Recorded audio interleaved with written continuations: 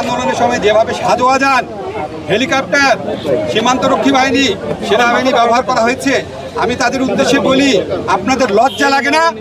যখন সীমান্তে বাংলাদেশের মানুষকে হত্যা করে তখন কিচ্ছু করতে পারেন না, লাশ হস্তান্তরের জন্য হাতে পায়ে ধরেন। আপনাদের লজ্জা করে না? মিয়ানমার বারবার বাংলাদেশের স্থল সীমা অতিক্রম করে অ্যাটাক করে করে চুপচাপ বসে থাকেন।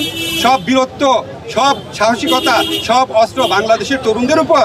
আপনাদের লজ্জা হওয়া উচিত। এই সমস্ত বাহিনীর যারা প্রধান আছেন, আপনাদের লজ্জা হওয়া উচিত এবং আপনাদের মনে রাখা উচিত, কোনো অবৈধ আদেশ মানতে, চরম মানবাধিকার বিরোধী কোনো অবৈধ আদেশ মানতে আপনারা বাধ্য না। আপনারা আজকে যে কাজ করেছেন, কেউ বেশি করেছেন, কেউ কম করেছেন। আপনাদের পরিবারে আপনাদের সন্তানদেরকে জিজ্ঞেস করে দেখেন, আপনারা ঠিক কাজটা করেছেন কিনা। আমাদের টাকায় আপনার অস্ত্র কেনা হয়, আমাদের টাকায় আপনার ট্রেনিং হয়, আমাদের টাকায় আপনাদের সমস্ত সুযোগ সুবিধা, আর আমাদের তরুণদের, আমাদের ছাত্রদেরকে এইভাবে গুলি করে।